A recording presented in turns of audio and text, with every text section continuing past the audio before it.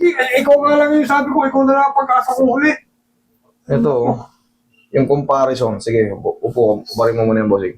Katulad niya kanina, yung isang bata, Oo. yung kalalabas lang. Ganito rin yung x-ray niya. Yung sa'yo, sobrang taas na, oh. O, kita mo. Kaya mo, halos hindi na nga makita yung isang buto, yun. Kaya nga, yan, sakit eh. O, tingnan mo to. O, tingnan mo kung gaano kaluwag. O, yan, dapat kanya kaluwag. Ganyan kaluwag, tingnan mo yung buto. Ito, wala na, oh. Pumatong na, sir. Kapiranggot na. Alam mo, Hindi, ito yung mga sinasabi ko na, ano. Kailangan aralin nyo rin muna yung mga posisyon ng buto kasi oo naman. sinagad ng ganun, sinagad ng ganun. Oo nga, tira ng tira, sabi ko, tama na po ah. Sus, Maria.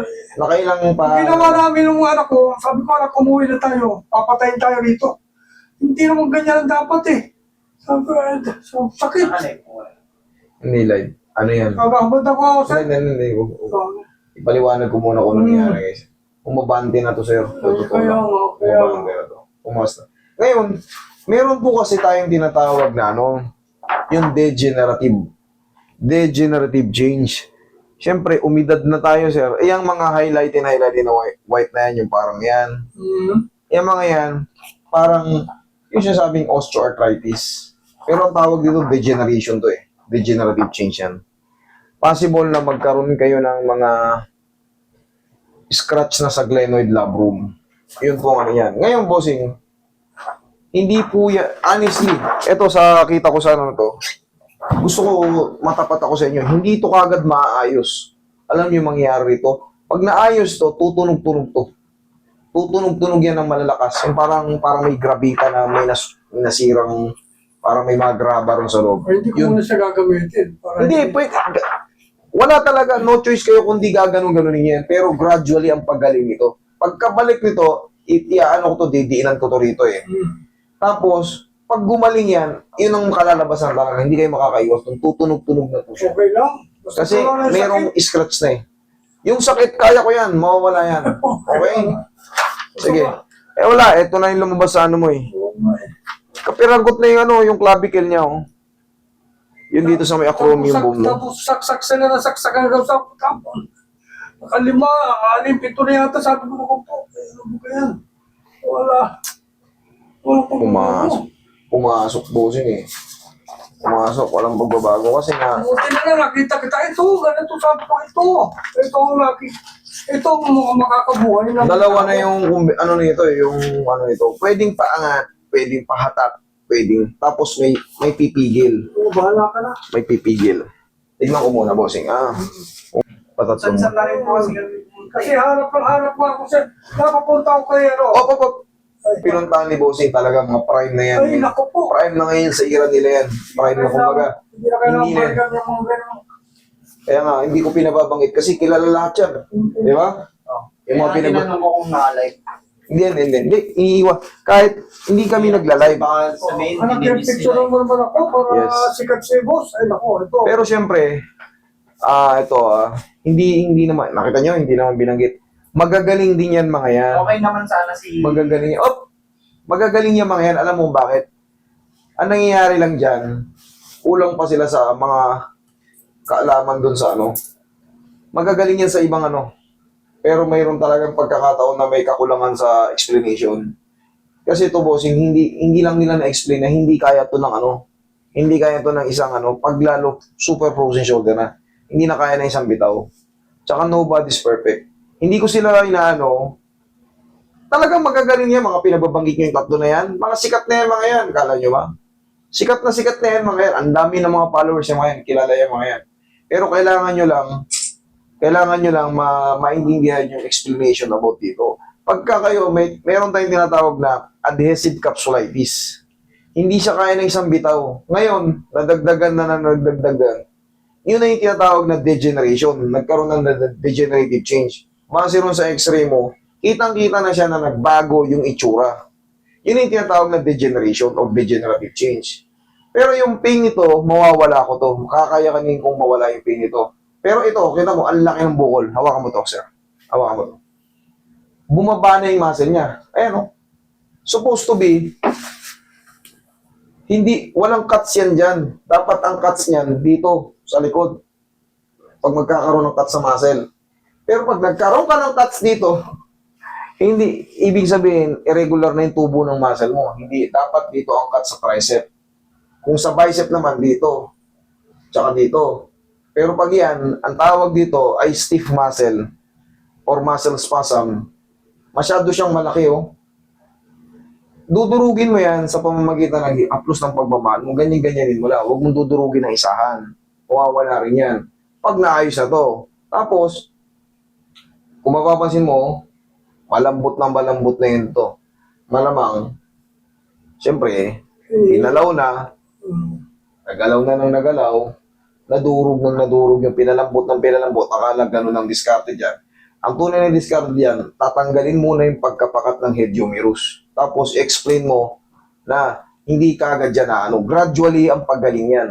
Kasi, super frozen na eh. Pakat na, oh. Pakat na pakat. Hindi yan agad aangatin. Pag inangat mo ng pilit yan, mapupunit. Yung buntik na kami anak. Buntik na tayo. Mararapture yan. Pero ang tumitira nun si ano eh. Yung isa ron sa binanggit mo, huwag mo lang. Basta isa ron sa binanggit mo. Yun ang diskarte niya. Yun ang kakulangan. Kailangan alam mo yung kahihinatnan, katapusan. Kasi Pinakasalanan yan. sigurado ka ron. May nag-report na yan dito, ilan na. Galing sa'yo, idol. Alam ko, magaling ka na rin. Pero syempre, kailangan alam mo rin yung outcome. Kasi yung iba naayos natin, yung iba napipinsala natin. So, kaya hindi ko binababanggit yung mga pangalan nyo. Kasi magagaling na kayo eh. Marami kayong alam. Pero syempre, yung iba, yung outcome dapat alamin nyo rin. Kasi, wala, dito nagpupunta.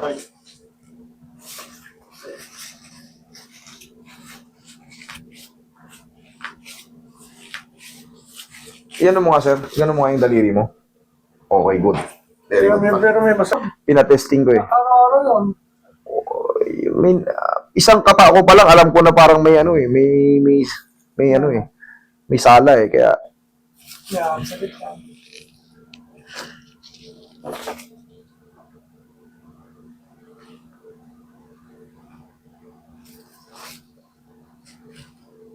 Aray, yan. puro mga ano na yun. Puro mga kalibil natin yung mga yun. Puro magagaling yung mga yun. Yung mga pinagbabanggit nyo na yun. Tingin pa Roy eh. Kaya hindi sila pwedeng banggitin kasi Right. may mga followers yan. Baka pagalitan tayo. Oo, tama ka.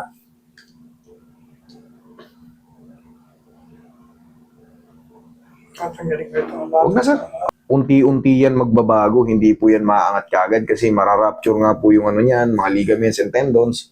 So, babaguhin natin paunti-unti. Tay, dapa ka muna tayo. Hindi mo na paangat ang diskarte dyan.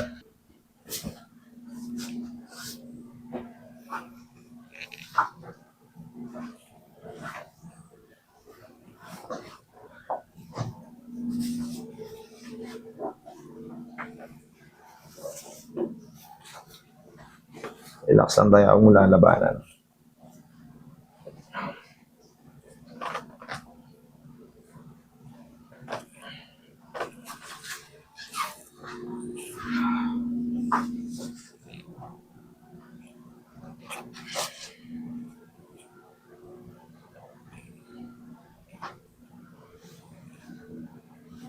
Mahirap tong kaso nyo tayo, sa totoo lang. Kaya nabigo yung tatlo ron.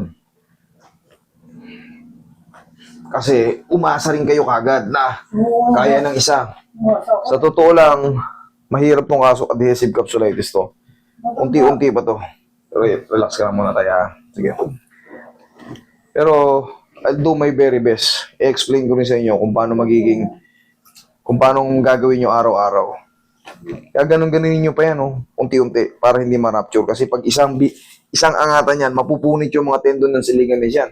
Susunod yan, ang nipis na ng muscle nyo, nangayayat na, hindi na mag-develop. Bakit? Kasi yung mga tendon, yung mga hibla nun, maraming hibla yan, napupunit sila pa unti-unti. Galing mo. Kung sa'yo ka talaga. Sabi ko sa asawa ko pa yan, last na yun. Puro prime yun. Puro prime yung mga yun. Oo, sikat ko nga yan. Puro mga sikat yung mga Pila yun. nga yun, pila nga. Pila-pila sila yun. Kung nakipila rin eh. Sa totoo lang, ganun din naman talaga tayo sa pila-pila. Ino-open kasi nila yung ano eh. yung ano, open kasi yung ano nila. Dito, ang ginawa ko, booking, para hindi kayo ano dyan. Kawawa yung mga ano eh. Kawawa yung mga may edad. Matagal nag-aantay, kawawa. Oo. Kaya ang ginawa ko, yung kaya ko lang sa mag-apon. Oo. Hindi natin kailangan mga ano, yung dambul-dambul kayo dyan para mapakita na ano, Oo. sobrang haba ng pila. Talaga. Pag inopen ko yung ano ko, talaga mangyayari. Pero siyempre, ang mangyayari dyan, Talikuran. magtatampo kayo. Sigurado mo. Master, ano pa ako rito? Hindi pala ako mahilot. Galing pa kami ng Cavite, galing pa kami ng Romblon. Hindi pala kayo mahilot. Yeah, yeah. Yun ang ayaw kong mangyari. Yung magtampo kayo sa akin. Kaya, Kaya, pabaliktad na to. Pag ano, yan ang tamang pag ano. Yan. Doon kayo pumayarsa sa hindi masakit. Tupin niyo yung tuhod niya. Taas na itong balakang. Tupin niyo po yung dalawang tuhod niya. Okay po, baba. Salamat. Yan. Lagay sa tiyan yung kamay. Dalawa tayo. Salamat. Yan. Relax lang muna tayo ha. Huwag lalabanan. Ito para sa lahat to ng katawan natin. Inhale. Exhale. Upper and lower kasama niyan. Sa traction, spine traction. In a few seconds, dyan lang muna. Palaging yung gaganyanin. Ganyan lang. Tapos, mag-i-improve yan mga 3 weeks. Pag hindi pa rin nag-improve, tsaka lang kayong pumasyal. Pero pag alam nyo ba, umangat-angat na. May pain pa, pero umangat-angat na. Sundan nyo lang ulit ng palagi lang ganun. Kasi talagang gradual yung pagaling yan. Hindi po yan kagaya ng mga dislocation na ano. Adhesive capsulitis po yan. Nasisira na rin po yung pyesa. Sana maintindihan nyo. Sira na yung pyesa loob. Ganito na lang yung natira sa ano. Nakaganon na oh. Hindi na siya nakaangat lang ng basta-basta. Napudpud na po yung ano ron. Yung tinatawag nating mga glenoid. Sana po maintindihan nyo yun. Okay, opo. Opo. May mga pyesa po tayo dyan sa loob ng ating shoulder na nasisira.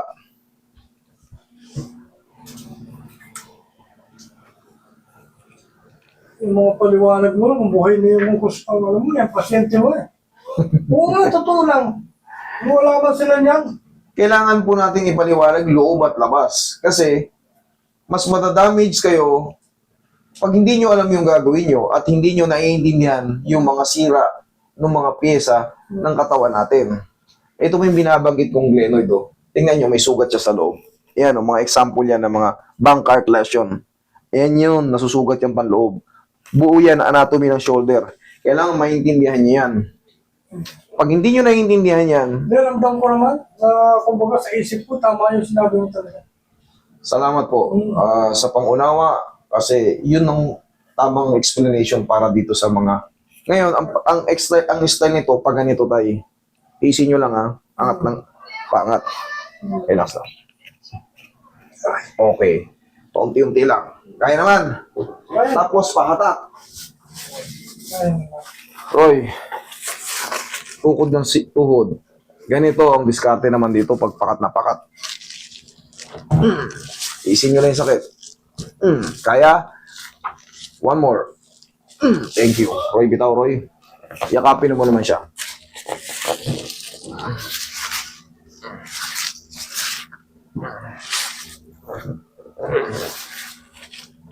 Thank you.